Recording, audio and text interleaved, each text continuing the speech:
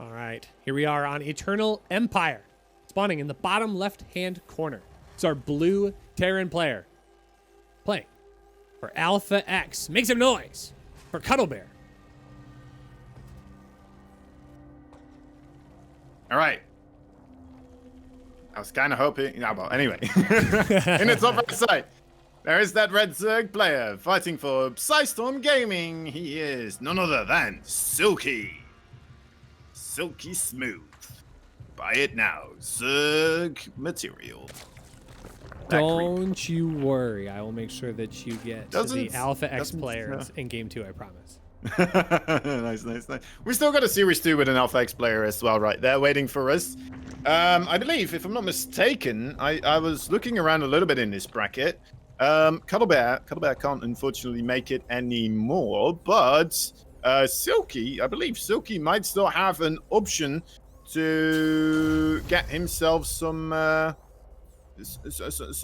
advancements here, right? No? I believe you are correct. I wish we had the same document for the NA groups as we did for EU, but because it had a whole bunch of stuff already locked into place. But yes, Silky is in the running here, but he needs a little bit of help because Namshar is also in the mix as well. Namshar apparently residing. Oh, that's right. We talked about this. He's living in Canada right now, right? Yeah. Okay, because it shows up on Wikipedia as he's still a Swedish Zerg, which he is. But it just is a wall off-putting when it's like, oh, well, this is the NA server bracket, and we've got a Swedish Zerg here. But enough of that. So I think he needs a little bit of help. I think M. Canning needs to well, actually, no. What does it come down to? I think Silky has to win and Namshar has to lose. I think is what it's going to come down to for him to secure it 100%. 100%, yes. If he wins right now, it doesn't matter if Namshar wins as well, right? He will move onwards. He'll have the better score overall. If Silky loses here, that means he does put Namshar in a position where he potentially can take it on map score. Which is going to be a little bit difficult overall because the map score is not too far apart here. Silky a little bit behind with 1 on the maps 1, but 2 behind on the 2 ahead actually on the maps lost. Okay. So yeah. M. Cannon though, he tweeted out, "What the hell is happening here, boys? What is going on?" It's a very fun tweet. He's doing amazingly here right now in this overall bracket. Only Neeb and Scarlet above him. The rest of these people just on the low end right now. I know some of these other ones, such as Vindicta, he's been putting a lot more time into streaming as well. Maybe M. Cannon just a little bit more used to the streaming life and now being able to compete on this high level as well. Thoroughly impressed by what he is showcasing here. Great stuff. Yeah, I mean, it's a great group. I mean, you've got Neeb, Scarlet, M. Canning, Silky, Namshar, Vindicta, Disc, Cuddlebear. I mean, it's all 8 very prominent names from the North American server. And seeing Neeb, Scarlet, and M. Canning all tied for 5-1, it just harkens back to a better day for North America, where Scarlet and Neeb just kind of owned all of the Challenger series, and we would constantly see those ZVPs in the finals. But of course, we've got Nina and Estrella being added into that mix as well, having some great Protoss influence. Yeah. To go on top Future of that. as well. He's really been picking it up right on the Terran markets. Yeah, that is true. Really, Future kind of being our only Terran player. A good little surround there. I think that Reaper Grenade working against him. So I think Vindicta as well. I mean, and Cuddlebear and Massa. I mean, I very much enjoy those. Actually, all these Terran players, all Alpha X's, aren't they? Interesting. That is kind of an interesting coincidence. Well, we've already got Lair Tech on the ground here for Silky. Third base on the way as well for Cuddlebear. So things continuing to advance forward for both players, but it is a battle cruiser coming out for Cuddlebear. Where's Silky at on his queen count? He's got 5 queens. He's got 2 more on the way. Has he had a chance to see this? He sees the tech lab on the starport, but doesn't necessarily know it's Battlecruiser. Yeah, and I mean the tech lab, even though it's not producing anything, right? Normally you would kind of be like, all right, well, it's more likely to be battlecruisers or banshees. Lately, what I've been seeing actually from people such as Innovation, he's been incorporating the Raven into the TVZ as well. Mostly to avoid getting overusing those scans right now. These 2 spore crawlers here though in the main base. I feel like Silky's completely aware of what's happening. Those banelings needs to get dodged by those Hellions. Nice control so far from Cuddlebear. The Cuddle Beast is awakening within. Taking down a good couple of those drones so far. Takes down the Queen as well. That battlecruiser in the 3rd base as well. Still picking off more workers right now. That spore crawler all in the right position. Has to move elsewhere. Man, Cuddlebear's making some good moves right now. Yeah, I mean, and this is a great way to get this game going. The battlecruiser's still getting a lot of damage done, killing off queens, killing off workers. All in all, it's 8 drones gone, 2 queens killed. So honestly a handful of Hellions, not a bad place for Cuddlebear to play from. It's going to be a Spire coming down, so we're going to see Mutaling Bane. Slight difference from our Swedish Zerg from the last game. Yeah, for sure. Another difference here from Cuddlebear and Kaz. Kaz never went to mech. Cuddlebear immediately going into mech, and I'm loving this as well. He saw the Spire, and now he's already going for Widow Mines. He's going for Thors. He's just straight up going into a big anti-Mutalisk army. I'm very interested how this is going to work. Normally, you do see a little bit of a transition, right? You just go into those Cyclones, into the Hellions more so. But instead, what we're seeing from Cuddlebear here, a little bit of a different story. Also adding in still a lot of those missile turrets. Yeah, I feel like that is an explicit difference between the EU and the NA Terran play styles. We tend to see a lot more mech play coming out of North American Terrans, and I don't think there's any like explicit reason for it. I think it's just a preference, but and we see a lot of this on the North American ladder right now, just staying into the battlecruiser production, always trying to keep 1 or 2 in the air at all times. Getting those Thors to help mitigate the damage that the mutas are going to come across the map with, and just doing very, very careful play here. Not going to expand a little bit too far out. Just going to be very, very cautious. Get that 3rd base set into place. There are Lings and Banes on the way here that are going to try and get as much damage done as possible, but without centrifugal hooks, those Banelings are going to have a difficult time engaging if they just wait 9 seconds. But no waiting. Zap, zap, zap, zap. All right. I mean, yeah, that's a bit of a bummer, right? Yeah, a little anticlimactic for sure. Yeah. And the Mutalisk still getting some work done, right? So most are focused on those right now. Keeping the refinery alive does Cuddlebear, only losing 2 works in total with all of that. Nice little exchange going into his favor. Killing of 1 of the Mutalisk. Good amount of those Banelings as well. I'm always still so bummed you don't see Bane. Oh, wait, hold up. Good cancel. So he saves the money on the command center, and he is going to get a good pull on the workers here. So all in all, only losing 4 workers. Not a bad situation there for Cuddlebear, reacting at the appropriate time, but he hasn't gotten his 4th base started yet once again. So hopefully he doesn't forget about it. Yeah, for sure, for sure.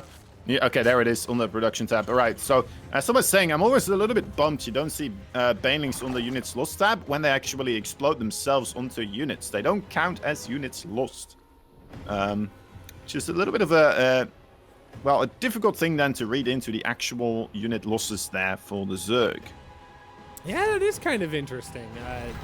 I guess I never really thought of it that way, but yeah, interesting way to try and keep track of what you do use and lose in StarCraft, and definitely a big number that goes overlooked. So Blizzard, if you're listening, help us out with that. That'd be cool to add in.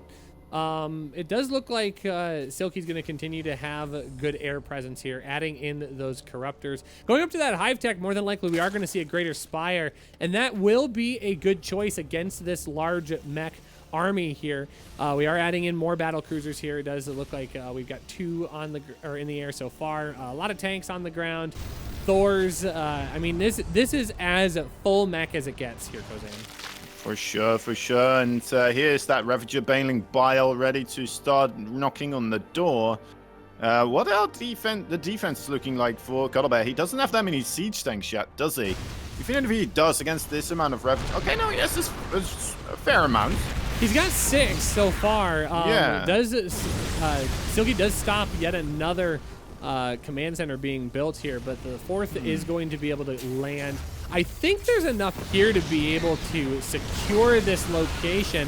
As long as everything engages correctly here, Thors are going to try and get on top of all of these units, but they're going to immediately target down those battle cruisers with Corruptors. Some great Biles coming down on the south side, making this very, very difficult to engage into. And so suddenly this choke position that Cuddlebear was playing with, not going to be as effective as he wanted it to be. And this is going to be a great corrosive spit onto that command center. So all in all, he's going to lose a lot of units. He's going to lose that command center, and that allows Silky to continue expanding forward. He's throwing down his 6th base. He's getting a great foothold in this game. Yeah, Cuddlebear actually starting to move out now as well, thinking that to himself, probably that he needs to make something happen here. That was a lot of damage he did take, and I don't blame him for thinking this, but ultimately his army, well, I guess they're equal in army supply, which is a very good thing. Those Thors, though, they need to get repaired still, especially that one in the red. Little bit scared for that one. Okay, let's see how the Biles will land this time around. Already taking out a base, so... And Silky not going for the base trade either, right? Could have been another option for him to go for, right, in this moment in time. If he loses this one, this battle right here, I mean, he's going to be kicking himself for not going for the base trade, I would say. It's kind of hard to tell who's got the advantage here. I mean, Silky obviously has a good position, but it's Cuddlebear with the secure advantage on army. Good Ling counterattack here is going to pick off a lot of workers, and I think that's what he needs to do if he's going to trade out as many of these units as he's going to have to stop this army, because the tank spread is just really strong. It's protected by a good amount of Thors and Hellbats, and there's even a lot of SCVs here to try and keep everything alive for a little bit longer than would otherwise be anticipated. So Good Bile's going to get down on top. That Thor just will not die. He's changing his name to Immortal. And Cuddlebear making the most out of this situation here, but I think this army is kind of one of his last-ditch efforts here. Oh, and this is cute. Gonna get on top of that building. Doesn't even get a cancel. It's a full kill here. 30 workers going down. Cuddlebear's got to find a way to close this off, otherwise he's gonna be in a rough position. Army supply is still remarkably equal. A lot of it, though, for Cuddlebear on the backside, of course, back in its home base. Not that many Thors anymore remaining, so a Mutalisk switch potentially could just absolutely rock the boat here for Cuddlebear. We're mostly seeing Banelings, Roaches, Ravagers here, though, so an enormous amount of the Siege Tank army here could still provide quite a killing blow to this army composition of Silky, who is scrambling here. It looks like reinforcements for Cuddlebear coming in. That's still a lot more Siege Tanks. I'm still not seeing any Mutalisk on that production tab. I guess there is still one battle cruiser as well, but it feels like a little bit of a missed opportunity here. Cuddlebear definitely already killed off 3 of these bases. Oh, Siege Tanks on Siege, though. Good opportunity for those Biles to really land on top of the cluster of Siege Tanks, and that is going to be it, actually. Cuddlebear just getting caught off guard. His 3rd base as well. Look at that. In shambles. Cuddlebear, unfortunately, puts up a good fight, but I don't know if he's going to be able to get what he needs here. He's going to shove forward with the rest of his mech army, but I think the writing's on the wall. Silky's done enough. He's killed off that 3rd base. Every single building now gone at the 3rd. He just needs one engagement here to be able to close this off, and I think he's just going to try and dive in on top of it. Big Bile's going to get on top of the mech in the front, but he is going to have to take one more wave, and that actually should be enough. 4 tanks and a Thor will not be enough to shut this down, even with 3 SCVs going, oh, let us help, we can do this. I don't think that is going to be enough, and with the fall of these tanks should come the GG. Cuddlebear in a rough spot. He's trying to play it out. I got to give him props here. He's got that AX fighting spirit. Never surrender. These 4 Hellions. He doesn't have the Infernal Pre-Igniter either, though, available. Okay, well, this is interesting. It's like if the Hellions cast the distraction, these SCVs will be able to come in here and really finish him off. Yeah, this is the secret weapon. This is what we've been waiting for out of Cuddlebear for the entire game. These SCVs, but somehow, some way, they're not making it happen. I don't know quite why, but again, Cuddlebear, he's giving it his all. He's got a third base back. You got to give him credit for wanting to try and play this out. But from what we can see, I mean, the writing is on the wall, and I think we will be seeing ourselves go into a game 2 here shortly. Yeah, definitely looking like it. Well, there it is. There it is. GG is called. Silky taking game number 1 in a wonderful fashion. Just making it look easy. So showing why he has done as well as he has in this group. Yeah, and that is game number 2 already available. It's a rough one there for Cuddlebear, I have to say. Not really finding his groove.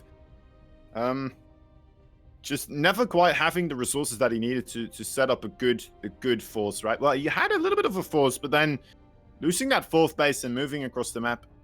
I mean, I can see why he did it, right? Because you know what, you can't just let the Zerg take the entirety of the map. That's not a thing that you can let just happen for free. Maybe a different solution would have been just sending out some Hellions here and there. I'm not completely sure. Cuddlebear making some maneuvers that still kind of got him in an okay position ultimately, right? Sometimes here and there looking like, you know what, he might even be able to push all the way here. But ultimately, Silky just landing those biles over and over again on top of those siege tanks and gaining a lot of value that way. And shutting down the encroaching army here. Yeah, second game.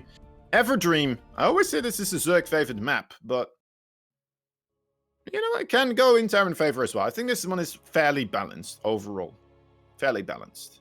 Yeah, I think Everdream's probably one of my favorite maps just in the course of the last year even of StarCraft.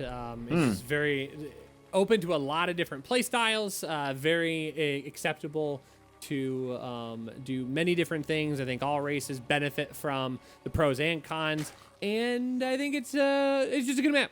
It's just a good map, Kozan. Yeah. As we jump on in here for game number 2, spawning in the bottom left-hand corner, our red Zerg player, 1 win away from securing his spot in the North American playoffs for the DreamHack Masters fall main event. Playing for Psystorm Gaming. Make some noise for Silky. His opponents, the Alpha X monstrosity. He is, of course, the American player, the blue Terran in that top right side. Can he get himself a game on the board here? Maybe get 2 games in a row. I know he can do it. He's a very tough cookie to crack. He is the one and only Cuddle Beast, the Cuddlebear. By the way, everyone, thank you so much for joining us. We hope that you have enjoyed all of our coverage today. Of course, not only here on the D stream, but the C, B, and A streams as well. We've got so much great StarCraft coming at you today. And of course, it doesn't stop here. We will be extending over into next week where we will be continuing into the playoffs of our main event. So if you thought that you had a lot of StarCraft to consume this week, well, it's only going to get better from here. And I believe GSL is in full swing as well. So what a wonderful problem. Ugh, Kozan, there's so much StarCraft to follow. How do I follow it all? Well, you know what? I think the best way to do it is to just have the squads view open, right? That's the way to do it. Just have all the 4 screens, all the 4 commentators yelling through one another. And yeah, I mean, if you have passion, that's the way you do it. Look at Slowly Falling, of course. That's the way she's doing it. I'm pretty sure she has like 6 other streamers open as well at the same time. Yeah, all right. Pretty excited about that. And of course, we've got lots of great passionate people following all of these different games. And Again, every single game today, there's a lot on the line for all of our players. Cash, money, playoff trips, seeding. It's all very important. So as you can tell, our players are taking this very seriously and doing everything they can to provide great games, not only for us, the audience, but for them, the players. And it does look like Cuddlebear is going to get a little bit of damage, almost picking off that drone, but not quite, Cuddlebear. Not quite, indeed. Gonna go for the Hellion opening. Very standard stuff here. I'm wondering if Cuddlebear's gonna go again for the mech. We do see that starboard. It's still a little bit up in the air. Normally, if you do go mech, you take those second gases in the natural base very quickly. So kind of keeping my eye on that one on the mini-map, trying to figure out whether or not that's going to be taken. Silky here, looks like he is also doing a very standard opening, already has that speed. Nice scout there for that Reaper, of course, being able to see that there is, in fact, no roaches being produced right now. It's going to make Cuddlebear feel a little bit safer. He can go for those Hellions and just do his regular stuff. I kind of like this. It looks like Silky's going for a rule of one. This is a very popular pig build where you only get the one gas, you keep everybody on gas for the majority of the time, and just build drones. And it does look like now, right at about the 4-minute mark, he is going to toss down that Baneling nest. So we will see probably an expansion of a small amount on gas. But again, mostly just going to try and get that drone economy up, get that third base up and running, put himself in a position where he can just build tons of units. And in a build where Cuddlebear is going for quick stim pack play, I mean, this is the right way to do it. I think this is a good call. Yeah, for sure. So it is bio, after all. Liberators as well, actually. He's going up to 2 Liberators here. You don't see that every day. Interesting. Already one going across the fields here. Really going to aim for that harassment kind of style. It might be a little bit difficult when there's only 3 bases available for the harassment. Especially with that Overlord spread from Silky. Very well properly placed right now. Gonna be difficult to really come in and notice. Let's take a look at that third base. If there is a spore. Actually, that's a queen right there. 3 queens, in fact. That is difficult to deal with. There's a spore crawler here as well. Liberator, you might want to rethink your life decisions right now. Yeah, he lets the queen go down, but I think he was focused on trying to prevent all of those Hellions from getting in. Zergling's in a great spot to try and surround them and get as much damage done as possible while protecting those mineral lines. So at the cost of 1 queen, you know what? I think that's an acceptable one. Yep, for sure. Coming in again here. Nice denial of that creep. Again, another Liberator comes in. This time this third base a little bit more exposed. Might be able to get a couple of drones there. Queen's coming in to save the day, though, as well as the drones being pulled. Hellions once more coming in. You know what? 6, 7 drones. This is starting to add up quite a bit, actually. Oh, gosh. Suddenly, you know what? Cuddlebear tying up the worker count here rather nicely. Still having these Hellions as well, so a continuous threat. That's quite a lot of Hellions, Rushy. Yeah, this is so many. This is a lot of drone damage. I mean, this is a barbecue. Get your flip-flops out. Everything is just running every which way. Oh, I mean, I've been on the receiving end. This is about the time where you just F10N and you don't even say anything. 23 drones have gone Liberator's down. still alive as well. Is it going to get more kills? Yes, it is. On that third base. Okay, even going to get the axe right now. Oh, my dear Lord. Cuddlebear, you have just found yourself in the most perfect situation, I would say, that you found yourself in so far. Very, very likely that he is just going to be able to, you know what, keep this momentum going, hopefully. Because that's a lot of worker kills. That is a very juicy amount. Is that a drop coming in? Yes, it is. All right. So what would you do as Silky in this situation? Honestly, I'd cut my losses. I'd get out and play a game number 3. But you know, he's gonna try and play this out. There's no backing down at this point. But if he loses his spawning pool, that's gonna be really, really difficult for him to try and get up from. And I think it's really close, but enough Zerglings are gonna show up. He doesn't want to overcommit to that. There is a 4th base coming down at the third base? south location. 4th base. Oh, you're no, the third base. Oh, absolutely, man. I I think about the moment you said it was the moment I was clicking. So we're in sync right now, which is awesome. Nice. Here's an interesting call, though. The one thing that Cuddlebear is only now getting out to is his third base. He does have the worker count, which is good, but I think Silky's in a position where if he can at least try and stabilize, having 4 bases still puts him in a good position to be able to recover.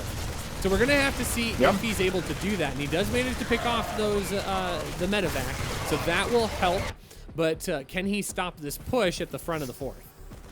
It's gonna be rough. He does have centrifugal hooks, but he doesn't have any banelings, so that makes it difficult to really make full use out of that. Yeah, this base is gonna go down. He's making 10 banelings right now. They are not gonna be done in time. And even with those Widow Mines, it's gonna be rough for the Zerglings to do anything on their own as well, because they are just moving across the field. There is no wall off right now. Widow Mine not in the ground either. Oh my dear lords. I didn't get that good of a surround, honestly. But playing with my emotions. But just, yeah, not able to make anything happen here. He's having a difficult time dealing with this base. Oh, that one mine just obliterating all of those Zerglings. +1 is going to get denied. Cuddlebear continuing to just push the knife against the throat of Silky here as he continues to wind around. The Spire's going to get scouted. Ooh. Okay, it's not going to get picked off. Some good baneling connections. Will prevent that from happening, but Cuddlebear's just going to continue pushing across the map. He wants to leverage his advantage. He'd love to take this to a game number 3. Yeah, for sure. I mean, looking at the overall supply count right now, it's more than double for Cuddlebear. Okay, not any. Well, it is again right now. There we go.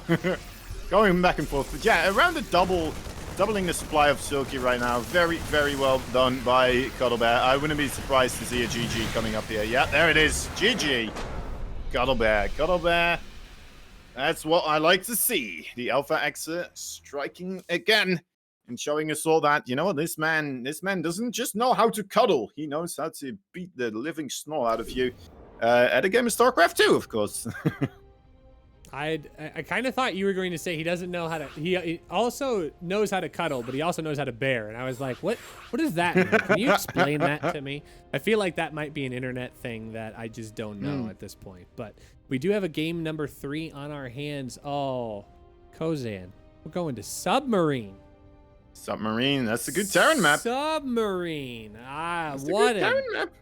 I think it kind of depends on the play style. I think if the Zerg player decides to be really, really aggressive and stay on top of the pressure, I think that the Zerg can be favored here. But it's definitely a very quick map to... Who is this? Barcode. They had a name for me, and apparently I'm friends with them, so they're making me look bad if that's the case. Apparently your friend. It's like, don't just hop into the map. What are we doing here? Anyways, now that we got that squared away, game number 3 on Submarine. If Silky can hold on, Silky will advance.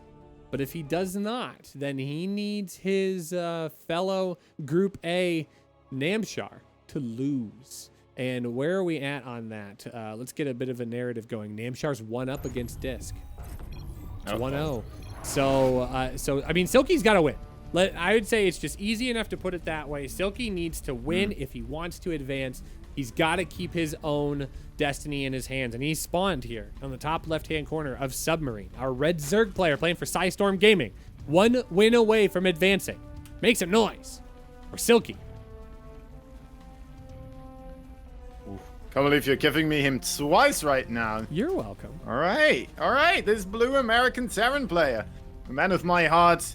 A man that will cuddle his way straight into your mineral line. He is the one and only Cuddlebear from Alpha X. I got you. Okay. Spawning pool first. Yeah, spawning pool first. No sign of a gas at this particular... No. No. You don't think this is good? This isn't going to be a pull. No. This is just a regular spawning pool first. We saw this in game number 1 as well. Cuddlebear did go for the SCV scout. Yeah. He went for the SCV scout, and then he did manage to see the delayed hatchery. I'm expecting him to do this again, right? It would make sense. I mean, if you scout once with an SCV, it would make sense. That's kind of the way you play this game, the way you approach. If he waits for the Reaper, this could become troublesome, because then those Zerglings will be able to get across the field and deal a ton amount of damage. Might be able to get the reactor. They're going to be able to get the command center on the low ground. Okay, and there goes that SCV. So, again, Cuddlebear most likely will keep that Reaper at home and should be pretty darn good against this, right? So already a little bit of a leg up here for Cuddlebear. But, I mean, it doesn't say everything. He did lose that first game as well, so... just a small leg up doesn't guarantee the victory. He doesn't see the lings, though. Okay, he sees two. He sees two and he sees the delay. Yeah. Is that going to be enough? It should be enough. He should keep this Reaper at home. He might go check a little bit here, but he won't go very far with this Reaper. Will he? Oh, my dear Lord. Oh, Cuddlebear. Cuddlebear, why would you do this to me? No. I mean, this is kind of a rough situation here. I think Silky's got a chance to make some really big damage happen. And he's just going to go straight up. Oh, he wants to split it off. Okay, I like this a lot more. He's going to deal with the Marine, and he's going to be able to get in on top. And that's actually a really sizable pull here, pulling 5 workers off of the mineral line. He stops the natural from building as well. And that's going to be a bit of a delay here. So I think mission accomplished here for Silky. He's gotten the damage done that he was looking for. I'm so sad right now. I'm so sad. Why would... Oh, well. Oh, well. Cuddlebear, you got this, man. Don't worry about it. It's just a small lapse in overall timing here. You might be able to just bring it back. You know, might be able to bring it back. That bioplay of his looked pretty darn sharp. Might be able to once again get 23 drones with the Hellions and the Liberator. Would be nice to see. Would be nice to see. But yeah, I am very surprised he still went across the map here with that Reaper. Maybe just expecting those links. You know what? The link's still at home. I should be able to be fine with that Reaper, of course, but immediately proven wrong. Well, for me, that's what Submarine kind of brings into the mix here, because again, it's a short map. It's really quick to get across for both directions. So I think Cuddlebear just kind of was like, well, I'll jump on top of it before it becomes an issue. But suddenly, Zerglings in his main and Zerglings in his natural, causing a lot of problems, and he wasn't able to get across fast enough himself. So I think both players are in an okay spot. It does look like it's going to be Banshee Cloak on the way. So once again, abusing that short map distance to be able to get across and deal some quick damage. It's going to be more Ling Bane. I'm surprised at the lack of roaches. I just maybe I shouldn't be, but it's going to be lots of Ling Bane continuing forward. Yeah. Any real early on roach pressure, right, would suffer under the builds that Cuddlebear is doing right now with the Banshees. Gonna have a little bit of difficulties against that. Does get the scout on that as well. And a quick lay attack here from Silky as well. So it looks like he's just going to go into the quicker Mutalisk again, I would imagine. No Evo chambers either, so another little bit of an indicator. No second gas here yet, though. Wait a moment. Yeah, I was going to say, he's still only on 1 gas at this point. So yeah. I don't see mutas in the cards at this point. He's got not enough there. It's just another one. It's another rule of 1, and he's now going to toss this down. I think it's just going to stay Ling Bane and maybe throw down the late Spire, but I don't like that call against a largely bio army because Stimpak's on the way.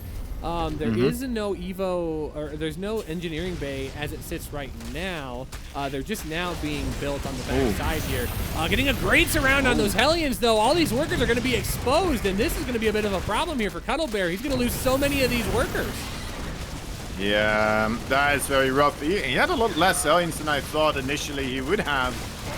Moving that reactor away from the factory rather early on here. And even letting the Zerglings get entrance. I think he was trying to save more SCVs. Oh, even sending that mule a little bit too early downwards and getting punished for it.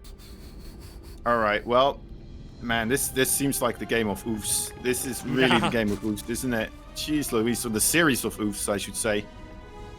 Yeah, oof, I don't goof. Well, and we said this earlier in the cast, too. I mean, none of these games are clear winners. Like, no one should walk into any of these series going, oh yeah, I got this. This is no big deal. because as you're seeing, I mean, it takes one quick mental lapse to all of a sudden, like, suddenly you just lose 15 workers and now you're behind a ton in supply and a ton of resources. So Cuddlebear's going to try and get a little bit of it back here. He's got 4 worker kills so far. One of his Banshees is able to be cloaked, but it is going to get pinned down. That should be taken care of for the most part, should be pushed off. 4th base on the way as well. Cuddlebear has his 3rd ready to go. He just needs to get it on site. All right, lovely stuff. Well, I mean, what are you going to do as Cuddlebear here in this situation? Man, he does have that 3rd command center. It's flying over. He just needs to... He needs to not die right now. It sounds like easier said than done. It sounds maybe a little bit oversimplified as well in the game of StarCraft 2. But he needs to stim the bleeding, right? He needs to stop the bleeding, perhaps by just using these Banshees. Look at this. This is some good stuff. This is a good start. Getting a bit of value. Yeah, there we go. No, don't die. That's the main target right now. Don't let Marines die. Don't let Banshees die. Did let that one die, but ultimately... Right. We got a good wraparound coming here. I'm surprised that the mutas haven't been added to this fight. I think they just now spawned, so that will increase the defense here on the side of Silky.